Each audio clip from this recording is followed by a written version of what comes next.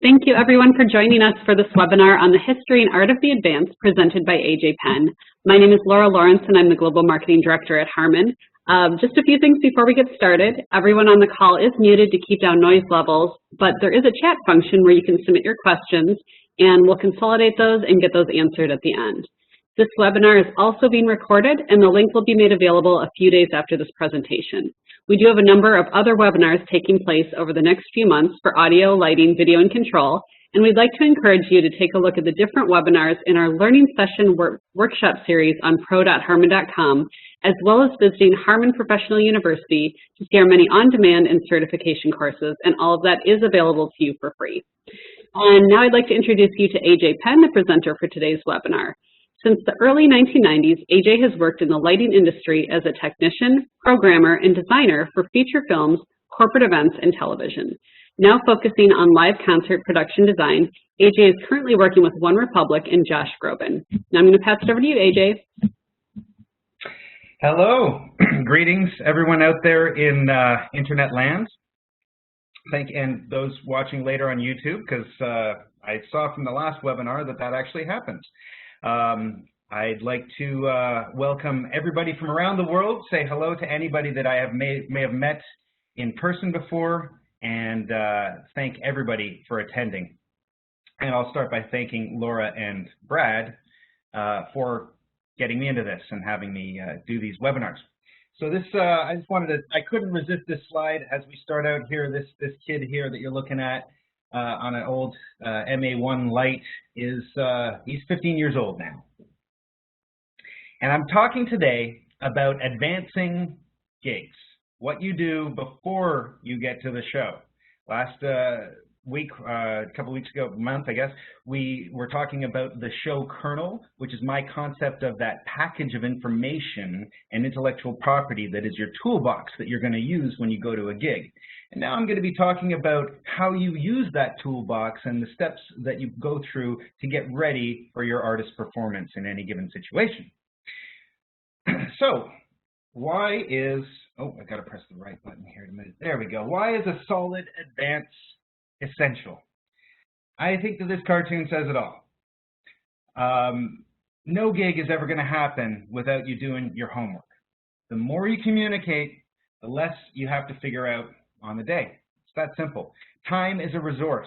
Time cannot be manufactured or grown, but it can be bought in advance by taking care of details before you get somewhere, so that on the day you have more time to deal with the unexpected.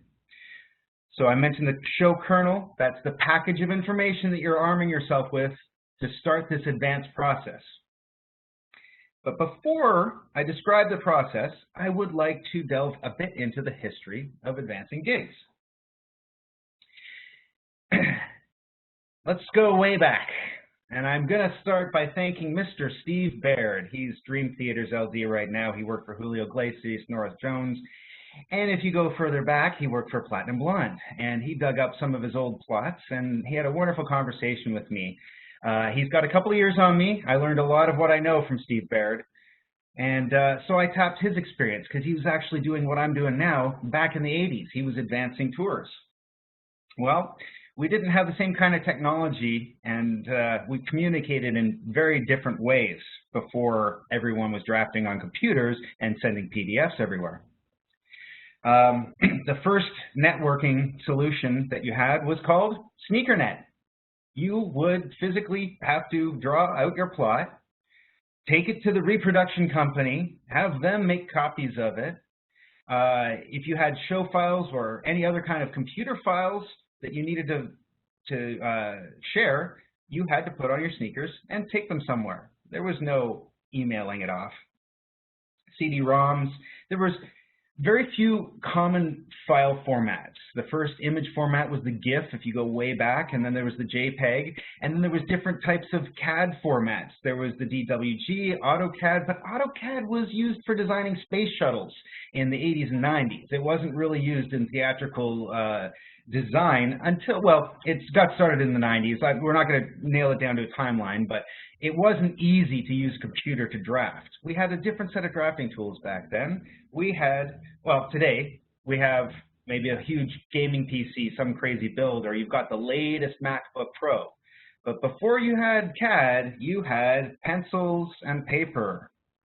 Pencils and a cool drafting table. That was what you spent your money on. You didn't spend $4 grand on a computer. You spent $4 grand on a drafting machine and spending it at the reproduction places and going into lighting dimensions and finding where you could mail order these the templates, as you can see there, the stencils for drawing out your plots. And remember, I've included a few more of Steve's shots here, Steve's plots. Your rigging plot would have to be drawn completely separate. And if you wanted to have, this was all manually done. Your patch, your lighting plot, your rigging plot, these were all separate documents. And there was only one copy of it until you used an expensive process to copy it. An afternoon that you might spend on Newegg right now or trying to, order up your super new graphics card for your computer, that was an afternoon spent in the art supply store trying to find the right eraser and the right curves and other drafting aids.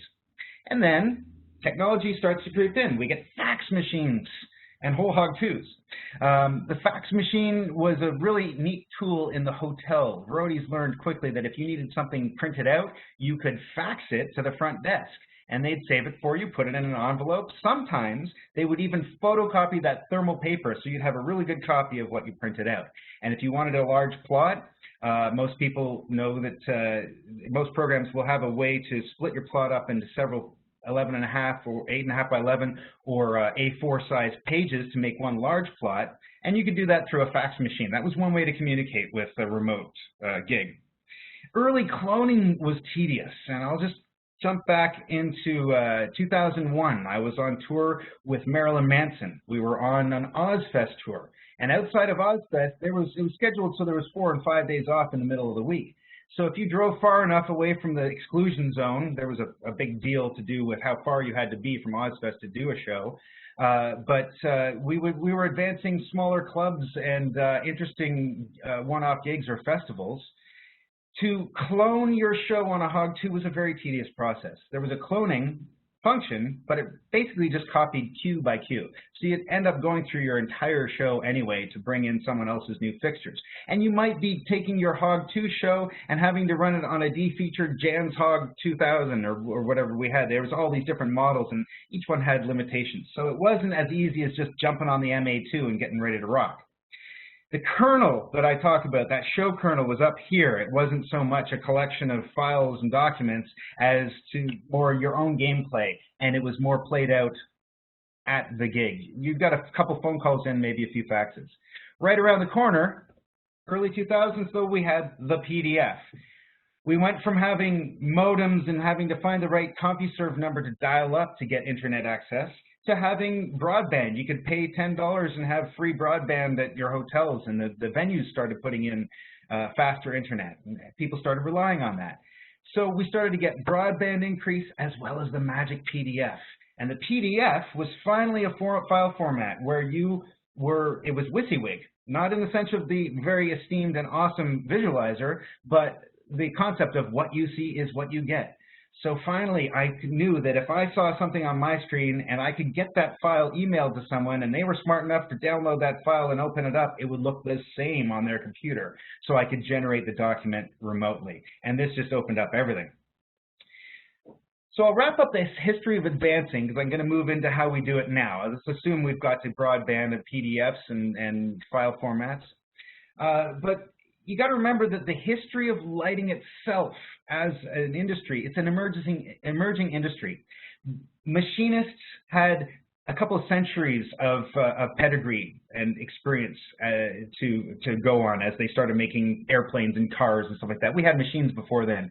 Even as a technologically dependent art form, cinema, film, had at least a 50-year jump on theatrical lighting. I included the shot of Buddy Holly there because that was the first time. I remember reading an article, maybe it was Lighting Dimensions, where they talked about the first use of theatrical lighting in concerts, where they would flash lights in time to the music. And Buddy Holly was kind of the first of that. They turn off all the lights in the gym. They call them sock hops for a reason. They take off their shoes because they were in the gym. And he'd they shone the follow spot around. So that was early stage lighting.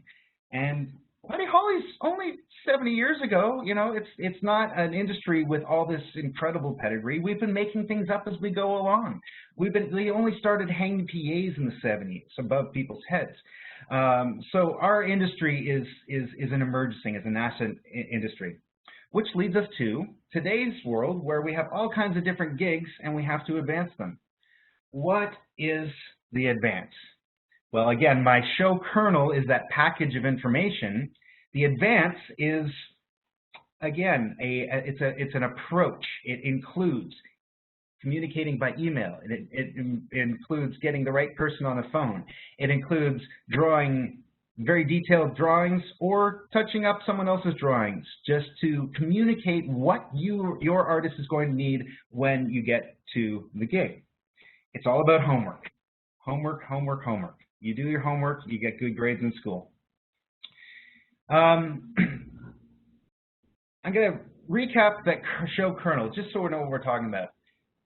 The show kernel evolved to accommodate any artist performing in multiple circumstances. So you come up with your show kernel so that you can do a version of your show no matter what they throw at you, how big the stage is, small the stage, how big the lighting rig is, etc. Careful preparation of this kernel gives you that confidence. It's another way you can buy time. Think of putting together a good show kernel as the advance for the advance. So you can buy yourself that time I was talking about. You can buy it in 2 different stages of your design process and your tenure with any artist. You can look at the full video of the show kernel. It's up on YouTube. So if you're interested in the actual nuts and bolts of how that goes together and how I use it in the gig, that's the webinar to look at. So different gigs require different approaches. It's that simple. You really need to determine your artist's role in the overall show. Is this a feature for your artist? Is it a one-off gig where it's a ticketed event and it's just you guys? Or are you performing on someone else's stage for someone else's audience and you're just part of the entertainment? So understanding that role is key to giving them the right information and getting the right information back from your hosts. Let's talk about different types of advances. The tour advance is an interesting thing because you kind of do all of that work once and then you don't really have to touch up your lighting plot again. You don't have to touch up your stage design or anything because you're going to put everything in trucks and bring it with you. So the advance for a tour is all part of that design process. It would encompass I would argue that it would encompass the rehearsals and all that programming. That's your advance. Then the actual advance of each individual gig, the responsibility goes more to the production manager because now he or she is finding out from the venue where the power is. Do we have to provide an extra generator because they don't have enough 400 amp services? Where are the loading docks? Do they need an extra forklift? How are we going to load out?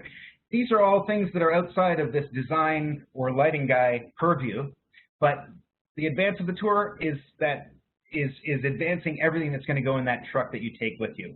You might have to come up with a plan B because the production manager identifies a couple of gigs that are going to be, you know, a little tough, low trim, small stage, etc. Another type of event would be the private event. And if you stay in the business long enough, you will see all kinds of really interesting gigs. And I'm going to rely heavily on my recent experience with OneRepublic in all of these examples. These are some places we did gigs. One was the Polaris, which used to be David Geffen's boat. It's a $300 million yacht. There are 55 people just working on it. They had 2 AV guys just to keep the internet going. They gave us a little lighting rig on the back of their thing for this guy. He owns a big Chinese metals company or something like that, and he loves to have parties. Swedish House Mafia was on the week before we were on this boat. The other image there is we did a private event on a lake, and this very wealthy person had a whole stage put there, cut into the side of the hill. The backdrop to what you see of this big stage there would be Lake Geneva, Wisconsin. And these are all the people that showed up. And this wasn't even a gig for a company or anything like this. This was the owner of this place was putting on a show just to entertain his friends around the lake. So, you know, you get to be in some really interesting places. You might be dealing with a smaller lighting company on these, like a mom and pop type shop, so you might be dealing more directly with the owner of the lighting company when you advance these gigs. But the private event could be anywhere. Moving on from that, we have the corporate event, a bit more structured. And in this context, often you are on someone else's stage. So they've been using that stage for their big presentations and maybe other types of entertainment that they've had and performers and meetings and seminars and big rallies, all that kind of stuff. So you're living on their stage. You might have to have some sort of console handoff where one console comes online, the other one goes off, or you have a similar look, then you switch trade shows. So these are things that you have to know. You have to advance this information. When is my artist going to be on stage, and how much programming time will I have beforehand? Is there going to be a rehearsal and a sound check where we can lay things out and make sure everything's ready to go, and then have to move everything off stage, let other things happen, and move back in? Sometimes you are put in your own room. So there might be a big hotel resort complex with conference rooms, and you get your own space. And that makes it a lot easier. You generally have that space for the whole day. But in the corporate event, you are there not to play to your artist's fans. You're there to play to people who have come to that meeting. And generally, people enjoy it. They always like a live artist. And then there's always people just milling about, not paying attention. One other thing I want to point out on these corporates, sometimes you're asked to keep your artist a secret, and I find that that's kind of fun. They'll say don't wear any tour swag or like bags, jackets, cover up identifying marks on road cases with black gaff tape, and sometimes to the point that in the email chain they want you to refer to the artist by a code name or just simply the artist or something like that, because they want to surprise everybody right the moment that your artist takes the stage. That happens, honestly, I would say 3 out of 10 times we do these things. We get a note like that. And the next type of event that you might have to advance would be a festival. Festivals are usually designed so anybody could just walk up and do a show. But if you are the headliner or second, or even, you know, if you have any type of traveling production or certain needs that you want to get into your show, you have to advance them. That rig has been designed to accommodate many different artists. And sometimes, if you're the headliner, you get to pretty much dictate what the lighting plot is, especially if yours is festival friendly. If it's got, you know, a decent amount of fixtures all over the place so people can find their kernel in your rig. You're definitely going to want to advance your stage plot so that their stage managers and everybody knows what they're going to have to deal with. You may have to deal with rolling risers on and off and where they're going to be staged, where your backline guys are going to have to work. And sometimes as the keeper of drawings, you might get more involved in backline than you are in lighting on some of these gigs. A lot of festivals also have floor packages, which they'll have maybe on road cases or dollies, so you can reconfigure them and say, oh, I'd like 4 over there and 4 over there, and the last guy had all of them in the center or something like that. So as long as you are communicating before you get there, you've bought that time and you've figured out exactly what your artist is going to use out of their system on the day. And finally, the last type of gig that I want to discuss briefly is the television appearance. This is always a complete one-off, and you are a guest. You're dealing with whatever's in the studio, what they might have brought in. Jimmy Kimmel does it in the parking lot. They have their own stage, you know, you can do some interesting things if you speak to the right people. And usually you're just doing 1 or 2 songs, so you can do something very specific to that song. I used a couple examples here. The OneRepublic on the Late Show with Stephen Colbert. We brought in some X-bars on these arms around the drummer. And it worked out well, and it was leading into a design I had for another show coming up later that week that we filmed. The other image there that says it's from the Vivo website is the band playing on Jimmy Fallon, and we're still using these set pieces, especially the drum riser, the light up drum riser, we're still using to this day, but it was built specifically for this video shoot in the first place. So sometimes you'll be bringing in your own stuff like that. Sometimes they'll say you don't have any room to bring in your own stuff. You're at the mercy of what they're doing on the show. In a television appearance, there's different layers of management and different amounts of formality and informality. If you are a guest on The Voice, you're never going to get near the lighting console. You might get on the other end of a headset to talk to the programmer or talk to the lighting designer. They're very strict about that. They have a lot of stuff to get through during the day. So they have a system that works. You got to work within it. Other places, I remember doing a New Year's Eve with MTV right in Times Square, and much to my surprise, they said, yeah, you can program your own console and you can run it, and they left me alone. It was pretty cool. So again, communicating is going to be really important to find out what your role is and how much you're going to be able to participate and how much you have to let other people do their jobs. The show kernel in the television appearance it's kind of, this TV appearance is its own thing. Your kernel doesn't have much to do with what's going to happen on camera. Now, let's discuss the process of this advance. I'm going to give a general timeline here. And I want to stress that some of these things happen concurrently. Sometimes you'll get your documents going before you've even made contact because someone gave you enough information to get started. So this doesn't always happen in the exact order I'm presenting it, but these are all the steps, and I've roughly got them in the order that they happen. The first thing that happens is obvious. The show gets put on the calendar. So someone in management makes a deal and they say, okay, this is the day, and so the host is going to say, well, where's your rider? So your production manager sends out the rider, which should have parts of your show kernel in there, i.e. your lighting plots, stage plots, rigging plots, whatever you have in the overall production rider. And this gets sent out far in advance, especially corporate gigs and stuff. They know these meetings are going to happen, in the era of COVID. Let's just all hope we have meetings to go to again. But these things get scheduled years in advance sometimes, like 18 months, 6 months, all of it. Sometimes you advance an entire gig and you forget about it, and then it comes back, oh, I did the homework already. So it's important to make sure that people are working with the most up-to-date information when you start to make communication, make contact, which is the next step. So those two steps generally happen. You get your gets put on the calendar, and then you are connected with someone. So your production manager is going to loop you in. Looping in is a word we use all the time. He's going to loop you in with the local production team. You're going to get many people on the email chain, and you don't know who these people are.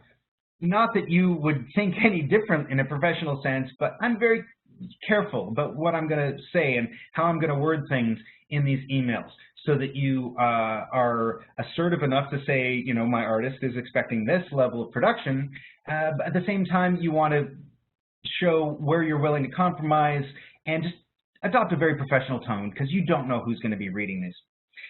Some organizations keep everybody in the loop, so there's an endless list of people that are in copies. Other times, you can break things off, and you'll get an email chain that is just for production or just for lighting. I always copy in my own production manager. That is an important thing, that more than one person in our camp has all the information. Even if it's just correcting a patch mistake on a plot or acknowledging that someone's decided to plug something in somewhere else and that affects your drawing or something. The production manager, they asked for that job, so I am not afraid to flood them. I do like to thin out the copy chain, though, when I'm talking to master electricians or lighting vendors, because it's just signal to noise ratio that a lot of people don't need when you're discussing the nuts and bolts of putting together a lighting package. So from these two events, you've got it on the calendar, and now you've made contact with someone. Let's start to determine the role that I was talking about, your artist's role. Are you a feature, like Spotify? We were the last artist to play at this Spotify Bangkok event. So, you know, we had a bunch of different artists, all with pretty much equal billing on this one stage. And then other times, Dubai Jazz Festival. Lionel Richie was the headliner one night, and we were the headliner the next night. And that's an exciting place to be when you're the headliner of any festival. Or are you at a corporate gig? Are you there just to entertain the people that work for a certain company? It's going to inform some of the things that you're going to do. First of all, Who's in charge? Who's in charge directly servicing your needs? Often there's a production manager on their end, or a technical coordinator, or someone fulfilling a role of getting the nuts and bolts together, and they will deal with all those details because they have lighting experience and they can speak your language. Sometimes that person will refer you directly to a master electrician who's going to be sitting in Dimmer Beach on your gig.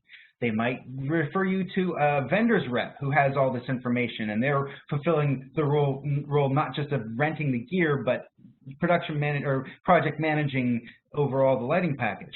So you might have 1, 2, 3 different people that you keep in your tight loop, but you want to know who's your go-to person so that you really understand, hey, I got to know how much, when I can get in to look at this, or how we're going to hand off the show from the corporate to the concert and back.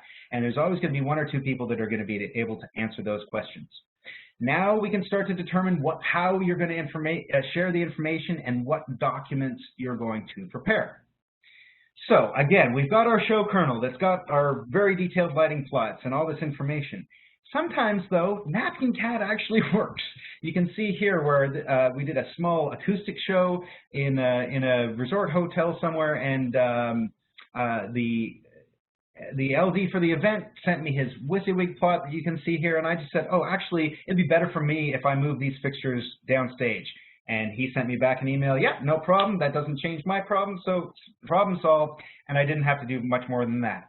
The other image that we're looking at on the right-hand side of the screen, that's from a sort of a fact-finding mission where the client said, can you put all of your stuff on this space, in this space?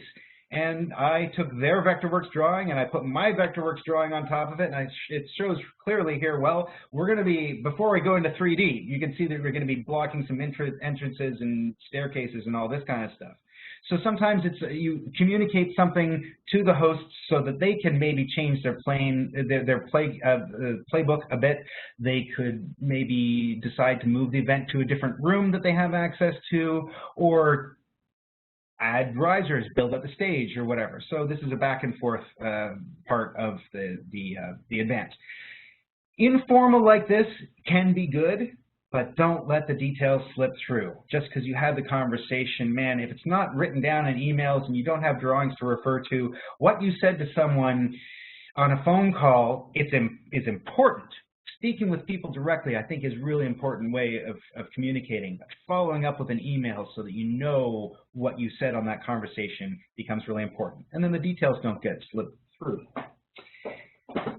So I mentioned earlier that these things get planned way in advance, so they may be working off of a plot, and since then you've changed the rig. Happened to me a couple times.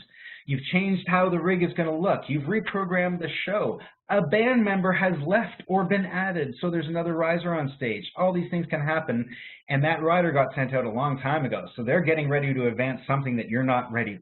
When you make that first contact and when you've established who you need to speak to, that's when you hit them with your latest information. Even if you think that they might already have it, you can say, look, this is the version of the drawing. It should say this in the top right corner, and now we're looking at the same information. Then they can go over and say, oh, well, we budgeted for this, looks about the same amount of stuff or whatever it is, but we got to talk to someone else to get a different type of fixture. All that can happen on their end if they have the latest information. And then you're going to be asked to substitute things. Sometimes I've run into a few situations where the lighting designer of the overall event said, give him what he wants, 100%. Even if you have to cross-rent, that's a great place to be. But more often than not, you're going to be asked to substitute. Excuse me. Again, I'll refer back to that show kernel webinar I did, where we talked about the nuts and bolts of actually choosing those substitutions and how you program so that you know which lights have a certain priority. You may be able to replace a quantum profile with a RoboScan 1220 if they're still in existence. I just couldn't resist putting that in there. In the show kernel webinar, I described how certain lights in your rig might be a quantum profile that could be replaced with a LECO. Or a quantum wash, maybe all they have access to is some old Mac 600s, and they'll give you 2 of those for one of your Mac Quantums. But this is the stage where you agree on what you're going to substitute on your plot, And then I think it's a really great idea to redraw your plot and send it off. I don't like to sort of assume, hey, wherever there's a quantum, make it an encore or something like that. You may as well do it. I get to the granular point. The tech in me can't resist doing a patch. And if the master electrician says, look, I'd rather patch it this way because of the way my opto splitters are plugged in, that's up to them. It's their show. But if I give them something to work on, I might have just done someone's job for them and just, you know, saved them a bunch of time. They can spend more time on getting your stuff together. Details. It is not a cliche to say the devil is in the details, because it really is. And I always draw in 3D, no matter how small the project, because I know that I can always take that model and look at it in a million different ways using Vectorworks. You can do that in AutoCAD. You can do that in all of these drafting tools that we have, yeah? I'm showing some of these examples up on the screen here to show where, you know, I like the atomic strobes to light the stage, not in people's eyes. So I put a cutout and I say, no, this is exactly what I'd like to see, please. Very detailed fixture counts, very detailed information about follow spots and the color in the follow spot. And my goodness, you have to get people on the phone sometimes to say you're going to have color in the follow spots, right? Because you get to the gig and you're like, it's right on the plot. What? So the more detail you have, unfortunately, it doesn't mean everyone's going to read everything, but if you make phone calls and keep up the communication, you can get these details in there. And on the right-hand side of the screen, I put that one up there because this was a very remote thing where we were doing a video shoot, and I had to be very specific about how everything was tabled. Every note there shows exactly how I want things hung, because I didn't have a lot of time on the gig to be figuring things out. I didn't want people figuring things out. So the more detail you can put in your drawing, the better, the more time you're buying on the show day. So now that you've done all these things, you've communicated, you found the right person, etc., you are ready to stand in line at the Denver airport, if that's where you live, for hours, get on a plane, and fly to Las Vegas and do that gig. Don't forget your toothbrush. Don't forget your USB stick. Don't forget your wireless access point. You know, you can advance that and say, hey, is there going to be a wireless network? But every lighting director, every designer has got a little toolbox of things they take with them. Make sure you have, you know, the right little gadgets that you might need on the day. To wrap it up, the advance is homework. You got to do your homework. Different gigs require different approaches. You need to communicate your detail. I think that finding the right person locally is one of the top priorities. If you are speaking to the right person that can take care of all your needs and sort of see around corners and maybe predict some problems that you might encounter for you, that's the person you want to be talking with. And you want to keep your production manager, your tour manager, whoever on your side in the loop of all these things, so that you present a united front. You walk in there knowing what it's supposed to look like before you get there. And your hosts have the opportunity to say, welcome, your dinner's waiting for you. I will take a moment to say thank you. I want to say thanks to Steve Baird again for digging up those old plots. What a guy, man. And literally, he taught me half of what I know about how to make lights look awesome. Jeff Farrow, my colleague and partner in crime, he sat through this last night when it wasn't as smooth as hopefully it sounds right now, and he had some great things to say and help me with the overall presentation. Laura and Brad, this is a great series. Thank you very much for putting it on. And thank you very much, Mallory, for advancing my advance. And Mallory, if you do any of these webinars, guys, she's the one who's keeping the things on the rails and making sure that you got your PowerPoint done on time. Thanks to the attendees. Thank you to anybody who took the time to watch it on YouTube. I hope you were at least watching it at 1.5 times speed, so it didn't take you as long. And with that all said, I'm happy to answer any questions. Thanks, AJ, and I will second that about Mallory. She keeps my life on schedule, so she's an amazing asset to the team. Nobody knows who she is except for us that get the emails. Yeah. I hope she watches so that, yeah, she gets credit. She's on right now. She's hearing you. Thank you very much, Mallory. Yeah, so I do have some questions for you. The first one is asking, when your band plays at a corporate event or festival, do you use their presets to supplement or merge into the ones in your kernel? I've taken great pains to make that kernel, again, you go back and watch that webinar, my focus list, that to-do list that leads you through the focus and having your stuff together. Their presets aren't going to help you that much, but I'm not going to say they're always useless. I find that at festivals, or yeah, in a corporate event, if there's a lot of audience lights and you're going to try to clone to this audience lights, someone might, the programmer has often spent the evening creating an audience focus and creating maybe some cool aerial looks with some of the lights. So yes, you can use those presets. I have, but not that often because my kernel is usually pretty tight. Usually it's when you have just so much bigger a rig than and you don't have less time, that's when you start to work with the other programmer and figure out how you can do it. And I don't want to get in the nitty-gritty of how to do that because there's different ways to skin a cat as to how you would use that PSR and how you would employ someone else's presets. I'm excited to see how we start doing this stuff with the MA3 because I think that a lot of those ideas have now been incorporated into the new software. So hope that answers your question. All right, we have another one. Can you talk about the intangible benefit of the goodwill that comes from advancing your gig with the venue ME? There is, you're right, it's intangible. It is, that's going to be the person that you're going to say, those two quantum powers lost, those two quantum watches in the corner have lost power again, or this, that, and the other thing. When you're in situ, you definitely want to have someone that you've made friends with be at the other end of the radio, maybe standing next to you at front of house or at the other end of the clear comm listening. And different organizations have different levels of professionalism on that. Yeah, I can't stress enough how important it is to establish a rapport before you get there. Someone whose voice you're going to recognize because you talked to them on the phone, or at least someone whose emails you've read. And that master electrician, you're right, is definitely that point person that's going to make the nuts and bolts happen on the day. Goodwill is good. All right, the next question is asking, do you charge your client for your advancing work? Yes, I do.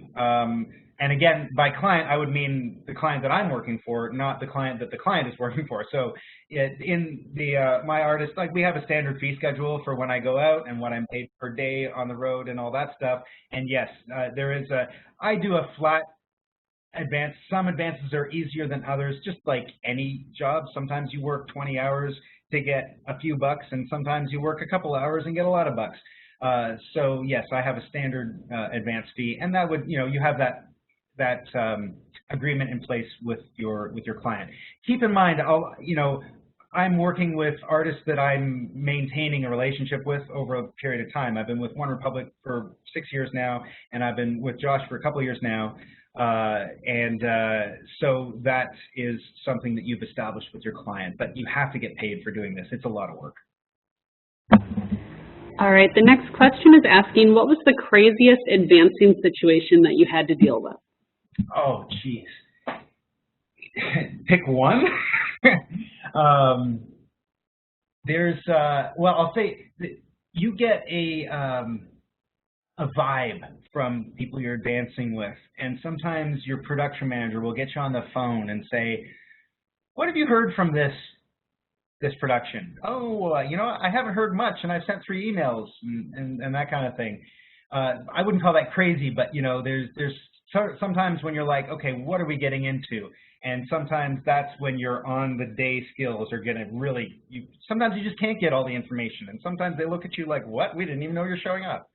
That happens very rarely, but it does. The craziest situation, I don't want to call it crazy, but the boat that I talked about, that yacht was just one thing after another where, we had to put slip covers over our shoes to walk on the deck, and it was we were staying in Hvar, Croatia. We flew into a city called Split, and this is all where one of the Game of Thrones things, so some of the guys on the crew made a pilgrimage. They put us there for 2 days before and 2 days after the actual gig, and we took a yacht to get from Split to the hotel, and then we had to take a yacht to get to the yacht, and the dressing room was another yacht for the band, and then there was another yacht that was the hotel for all the people that were coming to this event. So talk about crazy.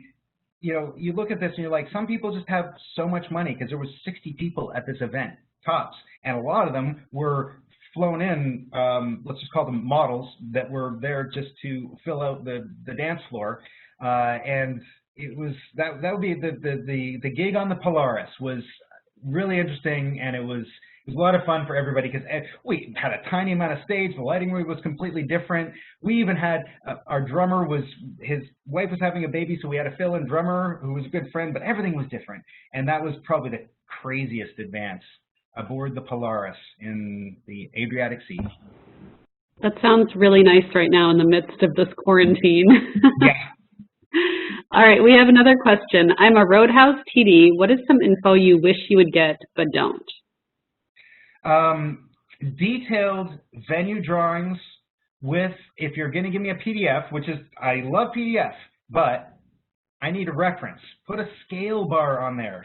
Identify something that is 10 feet long or something like that. There has to be a way for me to scale your floor plan so that I can look at it in my CAD program and overlay that. Because I can change the size and scale the size of the drawing, and as long as your drawing is accurately drawn, show me the scale. That's a big thing.